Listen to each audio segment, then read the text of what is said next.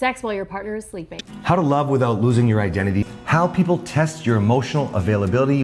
Letting go versus giving up. The marriage roommates trap. Carrying the load. The emergency poop story. Sex while your partner is sleeping. Welcome to the Morrow Marriage podcast, guys. And this is going to be a doozy. This one's going to hurt a lot of you. First and foremost, this happens a lot. It's quite frequent. And not in our house. Anymore. I was Yeah. quite guilty of doing this. If you don't know a lot of the story, I would get pretty boozed up and then kind of go in and, well, anything goes. And, I'll let Kathryn speak to that. But the big thing that we need to realize is, as men, we don't have a right to our wife's body. And a lot of us will lie to ourselves. I know that I would tell myself, it's okay, it's like a nice surprise, she'll wake up. I would justify it. That's what I was doing. And I always did wake up. You did wake up, right? And a lot of people don't. A lot of women actually fake their weight pretending to sleep. Mm-hmm. There's so many different ways, and I'll let Kathryn talk about the women.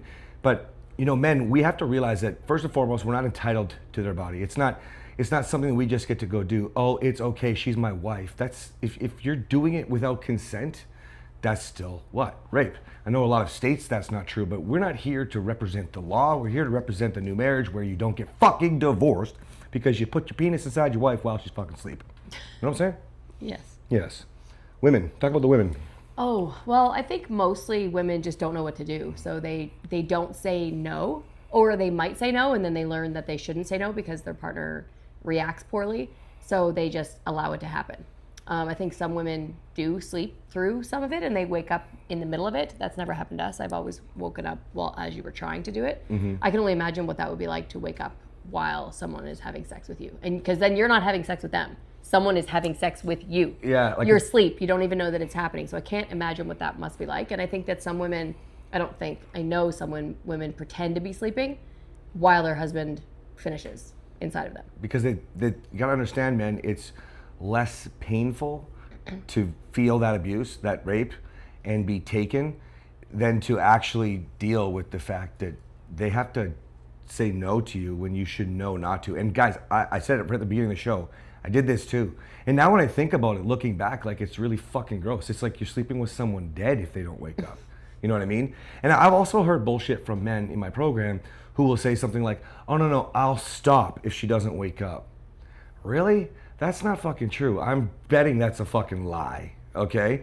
And the other part to that is that when you are literally trying to justify or lie to yourself or, I don't know, act through entitlement to do something like this, then you have no care at all for what it might feel like for your wife. Well, and if you think about it, so men and women struggle with empathy and understanding what the other person feels like. So I know for a fact that you would love to wake up inside of me. Oh yeah. It wouldn't be rape in that case. He's already given me permission. Anywhere. So men would actually like that if they wake up and their wife is sitting on them and he's penetrating, or you wake up with a blowjob. So I think part of the problem is that men think that women want the same thing. It's like, remember when you used to grab my vagina outside my pants, and I was like, women don't. Some women do. Okay, if you like it, go nuts. But most women don't like to be grabbed in their private parts. Like, However, because I learned that that's what he likes, I grab him every couple days. Yeah, I like it. I should probably do it more. It's just that I forget sometimes. It's like, absolutely, just remind yourself with a note. Yes, a note right there. Right there. A note right there. There's a sticky pad. So a sticky pad, yeah. It's actually a pen. Oh my gosh. So part of it is that men think that women want the same thing that men want, and we don't. So sometimes I think it might be innocent, and there's no conversation saying, "Hey, I actually don't want to wake up with you inside me." Well, I'm really glad you brought that up because it doesn't excuse it, guys. Just because you want it, and you're like, "Oh, well, I thought you wanted it too." You know that she doesn't. She probably told you, and if you're doing it anyway, now you're violating her body. Well, now I want to. I'm so glad you brought this up because in the beginning, when I would do some of those things, right? What would happen is Kathryn would go along with it, not really knowing what to say, not really wanting to upset or to be quite loving, and understanding, let's say, trying to be empathetic. Okay, my husband wants me, that's awesome, and maybe talking to herself a little like this. And so it sets the precedence, and a lot of you, that's what happened.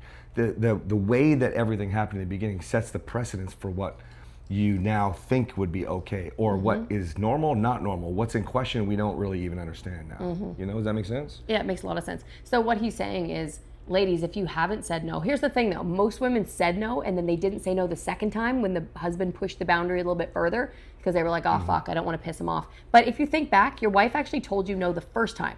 So that's the precedent that you should have grabbed onto, not the fact that she let it go the second time. Does that make sense? It does, but I'll still challenge that because I bet you there are still, like, not that I've talked to a lot of women about this, but I bet you there are women that were like, oh, this is awesome, right? Like a false sense of this is what I want. Because if you think about it, almost everybody gets into a relationship and you do a lot of that, we'll call it compromise in the beginning, right? It's when we see everybody loving and validating each other, everybody trying to be respectful, on the edge of your seat waiting to hear, not caring who interrupts who, and yes, you can fuck me when, oh, that was so great, you woke me up with your penis in me, that's amazing. That's true. I think we could probably, like, this is pretty cyclical. Like the chicken or the egg, what happened first? Did you act like it might be okay? You might have, and it might have been okay. And then when you got pissed off and you didn't want it, then he got pissed off. So where did it actually start? I think what he's saying is true a lot of the time. It started because I enabled it. I said, yes, you can have me anytime. You can wake me up. I'll do it there. I'll do it here. But that wasn't actual truth. I was quite taken by you. Yes, but and so I wanted to please you and I wanted you to love me. Yeah, and that's what happens in the beginning of relationships. So never mind even sex, just any other example you can think of where we enable these sort of... Like interrupting. It's okay. Interruption's a great example. It's okay that you lost your cool and yelled. It's not, right? Kathryn loves to teach a great lesson. It's like when somebody says sorry, just say thank you. You don't have to say it's okay. It's not okay. They did something wrong. That's why they're apologizing. This is the same sort of thing. Now, I want to touch on something before we end this episode. Massively important. This is coming up because there's a woman in our program and this is happening a lot. She has said no a lot. And now, multiple women in our program, actually. Oh, yes. I'm speaking of one in particular where, I don't know the husband. He's not talking on his side, okay? But when I hear about this, the more I get to know some of their story from some of the other coaching calls, there's a lot more damage that needs to be repaired.